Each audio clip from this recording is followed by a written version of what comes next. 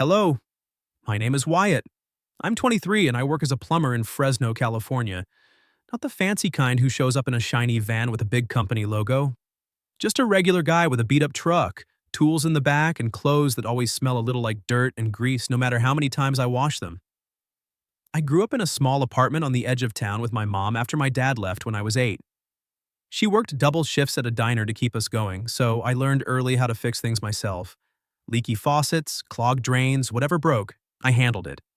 By 18, I was apprenticed and making enough to rent my own place, a tiny one-bedroom with creaky floors and a kitchen that barely fits 2 people. Life's simple for me.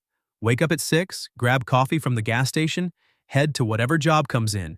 No big dreams. No girlfriend drama. Just work, pay the bills, maybe hit the gym or watch a game with a couple buddies on weekends. Fresno in the fall is nice enough. Sunny days with that crisp edge in the air, leaves turning gold along the streets. But nothing exciting ever happens. Until that one afternoon. It was a Thursday, the kind of day where the sun hangs low and golden, but the wind picks up just enough to make you zip your jacket. I got a call for a job at a house on a quiet street, number 14B. The homeowner reported a weird smell coming from the sewer line, something lingering for a week. Easy fix, probably roots or buildup. I pulled up in my truck, parked on the curb, and grabbed my tools. Gloves, flashlight, the rotter machine for clearing lines. The house was modest, 1-story with a small porch and overgrown bushes out front. Looked like someone lived there alone. No kids' toys scattered around, no second car in the driveway. I headed to the side yard where the clean-out access was, knelt down in the dirt, and started prying off the cap. It was stuck pretty good, caked with years of grime. I was sweating a bit, cursing under my breath as I twisted the wrench. That's when I heard her voice from behind me. You? You're the guy handling the sewer? I looked up, wiping my forehead with the back of my arm. Standing there was this woman, Lillian, though I didn't know her name yet. She looked to be in her early 40s, maybe, with dark hair tied back loosely, wearing a simple white button-up shirt tucked into jeans. Her face was tired, like she'd had a long day or a long week, but there was something strong in her eyes, a quiet pride that made you don't see in everyone. She wasn't dressed up or anything, but she carried herself like someone who had been through stuff and come out standing. Yeah, I said, standing up a little too quick and feeling awkward in my dirty coveralls. I'm Wyatt from Valley Plumbing. You the homeowner? She nodded, crossing her arms like she was holding herself together. Then she said it, almost to herself, staring at the open manhole. I spent all morning crying because I couldn't open the lid on my garbage past. And now someone's here doing it for real. I froze. Didn't know if she was joking or what. Her voice was soft, but there was this weight to it, like those words had been building up for years. I glanced at the hole, dark, smelly, full of crap literally, and then back at her. She wasn't smiling. Her eyes were a little red, like, yeah, she'd been crying. Yeah, these things get stuck sometimes, I muttered, not sure what else to say. I felt my face heat up. Most customers just point and leave me to it, maybe offer a glass of water if they're nice. But this felt different. Personal. She let out a small breath, almost a laugh but not quite. Sorry, that was weird. It's just been a rough day. No worries, I said, kneeling back down to thread the rotter cable in. The machine hummed to life, grinding away at whatever blockage was down there. I could feel her watching me for a minute, not in a creepy way, just there, like she needed the company. As I worked, flushing the line and checking for backups, my mind kept going back to what she said. Garbage past? Who talks like that to a stranger? But it stuck with me. Most people pretend everything's fine, especially to the plumber. They don't want you in like that. When it was done, line clear, smell gone, I packed up my tools and stood. All set. Should be good now. If it acts up again, give us a call. She nodded, finally meeting my eyes fully. There was something in them. Gratitude, maybe, but deeper. Relief? Thank you, Wyatt, really. I shrugged, trying to play it cool even though my heart was doing this weird thing. Just doing my job. But as I walked back to my truck, I glanced over my shoulder. She was still standing there, watching me go. And for the first time in a long time, I didn't want to just drive away and forget the job. I wanted to know more about her. about that garbage past, about why a woman like her looked so alone in that house. That night, lying in my apartment with the fan whirring overhead, her words kept replaying. I wasn't some romantic guy. I'd had a few dates, nothing serious, but something about Lillian felt real, raw, like she'd handed me a piece of herself without meaning to. I didn't know it then, but that open sewer hole wasn't just clearing a drain, it was opening something in both of us. A few days after that job at her house, my phone buzzed while I was in the middle of unclogging a kitchen sink for some old guy downtown. I wiped my hands on a rag and checked the screen. Unknown number, but the message made me stop cold. Thank you, the house breathes easier now. That was it. Short, simple. But then another text came through, a photo of her kitchen counter freshly cleaned with a new faucet I'd recommended. No caption, just the picture. I stared at it longer than I should have, feeling this stupid grin creep up on my face. She didn't need to say more, I got it. Things were cleaner, better. In more ways than one. I texted back, glad it helped. Call anytime if something else acts up. She didn't reply right away, and I told myself not to overthink it. Back to work, Wyatt. But for the rest of the week, every time my phone went off, my heart jumped a little. Stupid, right? I'm 23, not some teenager with a crush. But there it was. Then, about a week later, the call came. Hi, Wyatt. It's Lillian from the sewer job. The kitchen sink is draining slow again. Do you think you could take a look? Yeah, of course, I said, trying to sound casual. I can swing by this afternoon. When I pulled up to her house that day, it looked different in the brighter light. Curtains open, a few potted plants on the porch that hadn't been there before. Like she was letting a little more air in. She answered the door in a loose sweater and jeans, hair down this time, looking more relaxed than the first time we'd met. Come on in, she said, stepping aside. I made some ginger tea if you want. Figured you'd earn it after dealing with my pipes again. I laughed, following her through the living room. The place was cozy, not fancy. Bookshelves stuffed with novels and photo frames turned face down, a few of them. We went out back to a small patio area I'd glimpsed before.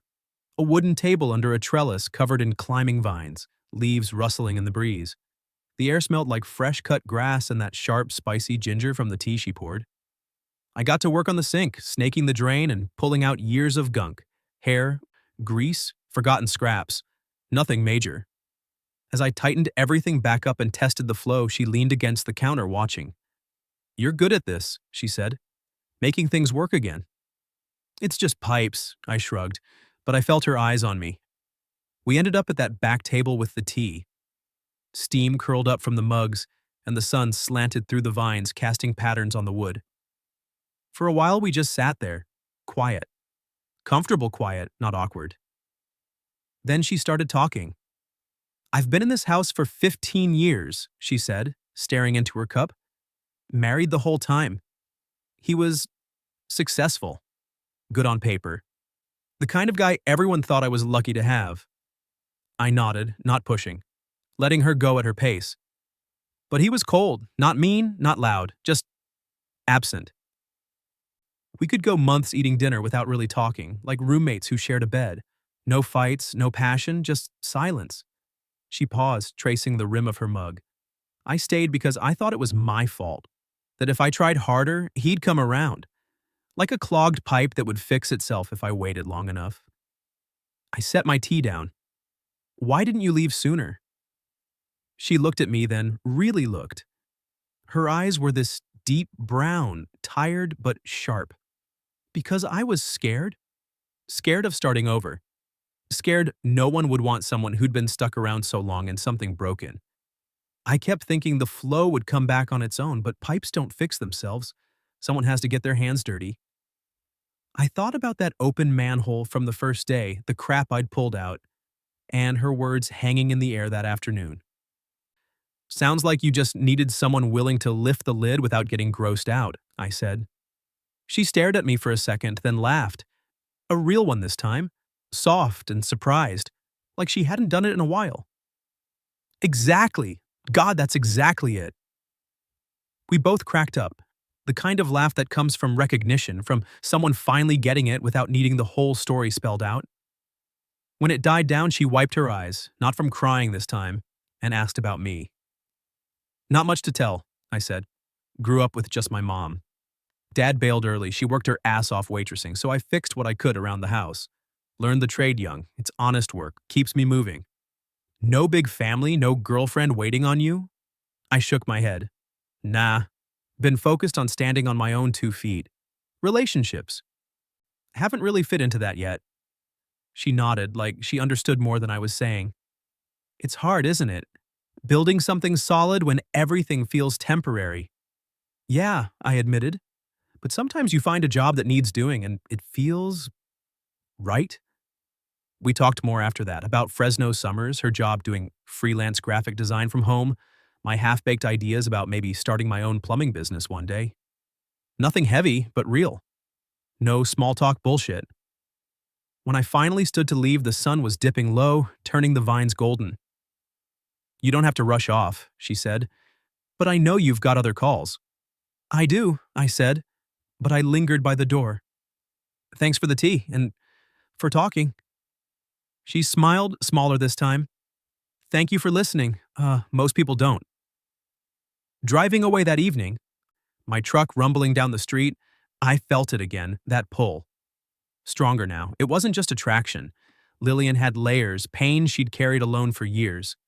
And for some reason, she'd let me see a piece of it. Me, the guy who fixes sewers for a living. I started hoping for more calls, not just for the work, but for her. For those quiet moments on the patio, the way she looked when she laughed. The feeling that maybe I could be the guy who gets his hands dirty for her, not because it's my job, but because I want to fix what's broken inside. Something small was starting between us. Fragile, but real. And for the first time in my simple life, I wasn't in a hurry to end the day. After that afternoon with the ginger tea, things started changing in ways I couldn't ignore. Lillian called more often, not big emergencies, just little things. A leaky faucet in the bathroom, the garbage disposal acting up, a weird noise from the water heater. I'd show up, tools in hand, and we'd end up talking longer than the job took.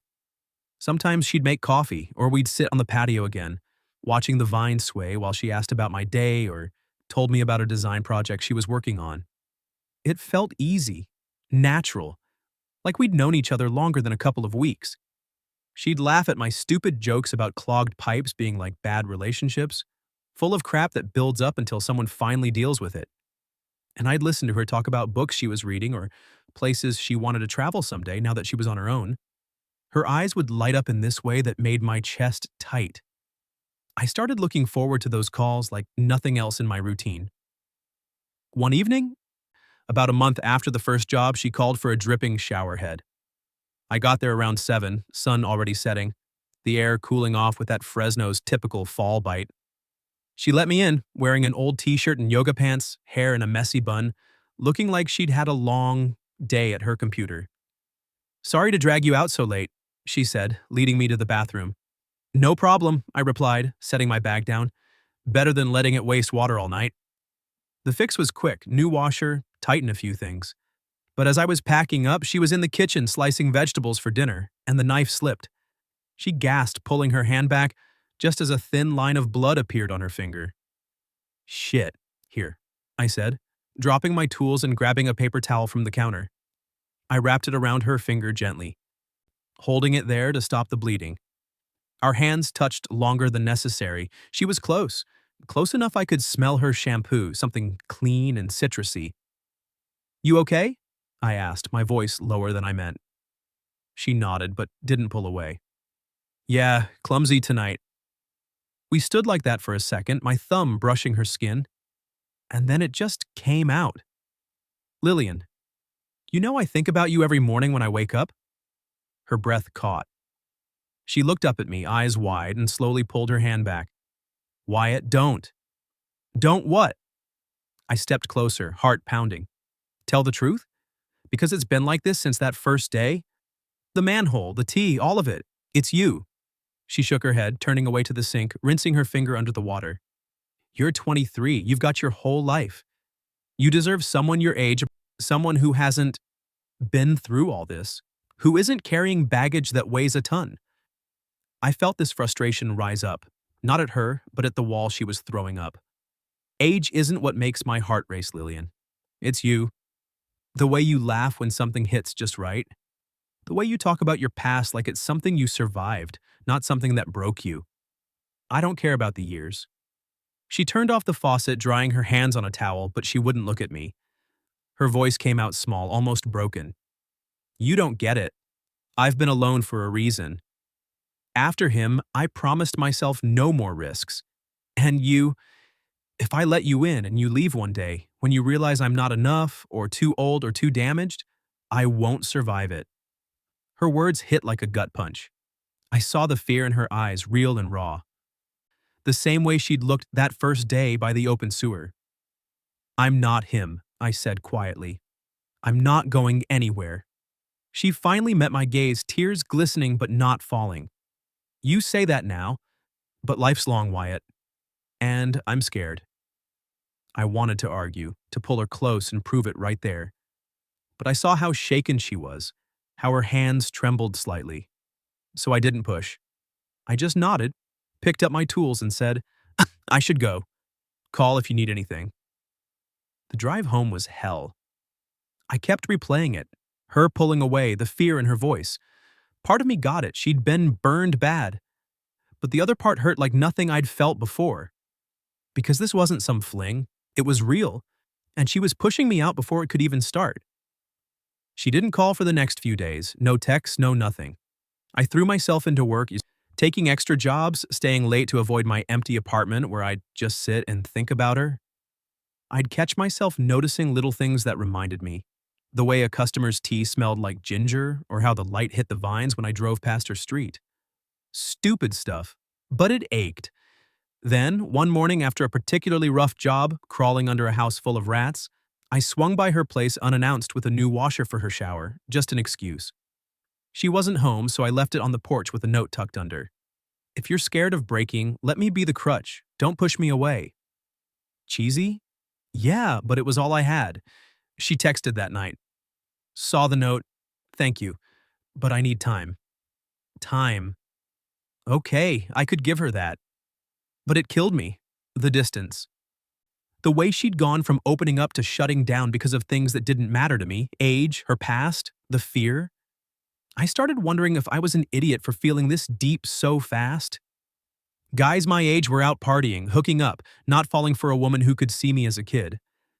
But every night, lying in bed staring at the ceiling, I knew it wasn't idiocy. It was her. Only her. I decided then I wouldn't force it. But I wouldn't walk away either. I'd wait for a sign, even if it took forever. Because what I felt? It was worth the risk. The weeks after I left that note dragged on like nothing I'd experienced before. Lillian. She'd asked for time, and I gave it. No texts, no drive-bys, no showing up with excuses. Work kept me busy, crawling under houses, snaking lines in restaurants, dealing with flooded basements when the rains hit. I'd come home exhausted, covered in grime, shower off the day, and crash. But sleep didn't come easy. She'd creep into my thoughts, the way her hand felt when I held it that night in the kitchen. The fear in her eyes when she pulled away. I told myself if she didn't want this, I'd respect it, but damn, it hurt. I started picking up night shifts when I could, just to fill the quiet. One evening bled into the next, and before I knew it, a couple of months had passed with barely a word from her. A part of me wondered if that was it, if the pushback had won, and she'd decided the risk wasn't worth it. I wasn't angry, just empty. Then, one night around 10, my phone rang. I was fresh out of the shower, towel around my waist, scrolling through channels on the couch. Unknown number, but something made me answer. Wyatt? Her voice was shaky, barely above a whisper. It's Lillian. Hey, Lillian, what's wrong? There was a pause, then a muffled sob. My ex-husband. He's outside, drunk, pounding on the door, yelling, I'm scared. I'm on my way. I didn't think. Threw on jeans and a hoodie, grabbed my keys, and was out the door in seconds. No jacket, even though the fall night had turned cold. The drive to her house felt endless. Red lights dragging, my knuckles white on the wheel. What the hell was he doing there? She'd said the divorce was final, no contact. but drunk and angry, that wasn't good. I pulled up to see him right away, a guy in his late 40s, disheveled suit, slamming his fist on her front door. Open up, I know you're in there. Heard you're shacking up with some kid now? That true? My blood boiled, but I parked crooked and jumped out. Hey, back off. He turned, eyes bloodshot, breath reeking even from 10 feet away. Who the fuck are you? The guy calling the cops if you don't leave, I said. Phone already out, dialing 911. I kept my voice steady, not raising fists even though every instinct screamed to deck him. He lunged a step, but I stood ground. Police? Yeah, there's a guy harassing a woman at 14B Elm Street. Drunk, banging on the door. Send someone quick. He snarled something about her being his wife, but when he heard sirens in the distance, he stumbled back to his car and peeled out. I didn't chase. Just stood there until the cops arrived minutes later, took my statement. Lillian's through the door. She wouldn't open it until they were there. When they finally left, confirming he'd be picked up for DUI if spotted, I knocked softly. Lillian, it's me. He's gone. The door cracked open, and there she was. Pale, eyes swollen from crying, wrapped in a blanket like she was freezing. She looked smaller than I'd ever seen her. Broken. Without a word, she stepped aside, and I went in. The house was dark except for the kitchen light, everything too quiet after the chaos. She sank onto the couch, pulling the blanket tighter, curling into herself. I sat beside her, not too close at first. You okay? She shook her head, voice cracking. I thought I was done with him, with all of it. I thought I could handle being alone, but tonight I was so scared. I've never felt this weak. Her words hung there, and then the tears came. Real ones, shaking her whole body. I couldn't just sit. I moved closer, wrapped my arms around her. She resisted for a second, then collapsed into me, sobbing against my chest. It's okay, I whispered, holding her tight. He's gone. You're safe. She clung to me like I was the only solid thing in the room. We stayed like that for what felt like hours, me stroking her hair, her breathing evening out slowly. When she finally pulled back a little, her eyes searched mine. Why did you come? She asked, voice hoarse. Because you called. And because I couldn't not. She let out this shaky laugh through the tears. You're too good for this mess, Wyatt. No, I said firmly. I'm exactly where I want to be. I got up, made her tea, ginger, like before, and brought it over. We talked a little about nothing heavy, just enough to calm her. She told me he'd shown up out of nowhere, jealous rumors from mutual friends. I told her it didn't matter anymore. He was the past. As the night wore on, she leaned into me again, head on my shoulder. Stay, she whispered. Yeah, I said. I'm not going anywhere. I stayed until dawn, dozing on the couch with her curled up against me. When the first light started creeping through the curtains, I knew things had shifted. Not just for her, for us. That night wasn't about fixing a pipe or being the handy guy, it was me showing up when it mattered. Protecting her not because I had to, but because she was mine to protect now. When I finally left as the sun rose, kissing her forehead softly, I felt it deep. She wasn't pushing anymore. And me? I was all in. The fear was still there, but something stronger had taken root. We weren't fixed yet, but we were starting. A year later, and sometimes I still catch myself thinking it's all a dream. Lillian and I turned that little corner shop on the edge of Fresno into something real. Fix home. Fix heart. The sign hangs out front, hand-painted by her. Simple letters, nothing flashy. I handle the plumbing, the electrical, the stuff that keeps houses running. She does the rest, helping people who've just signed divorce papers rearrange their spaces, pick new paint, let go of old furniture that carries too many memories. She tells them it's okay to throw things away, to start over, to breathe again. They listen to her like she's been exactly where they are, because she has. The shop smells like sawdust and fresh coffee in the mornings.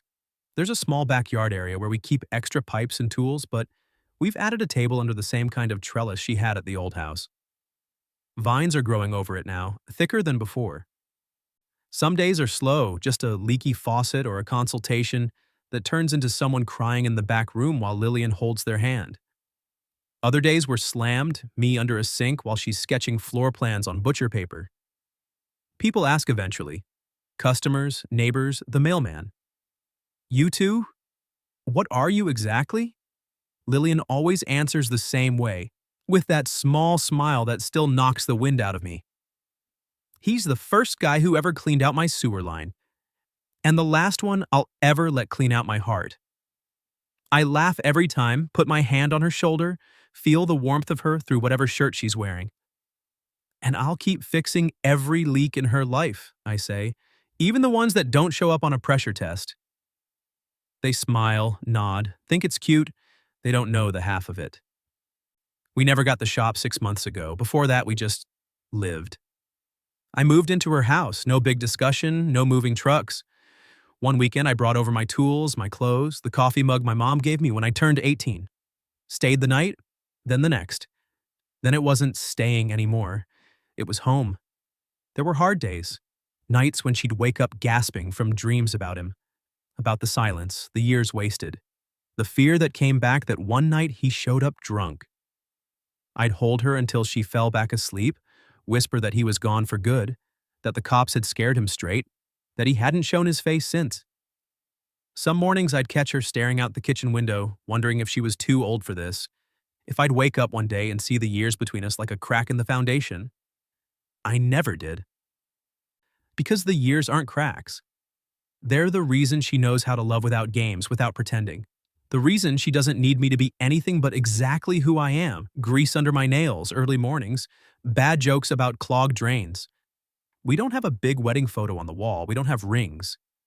We talked about it once, late at night on the patio, ginger tea gone cold between us. Do you want to get married? She asked. I thought about it, really thought. Then I said, I just want you, the rest is paperwork. She cried a little then, happy tears.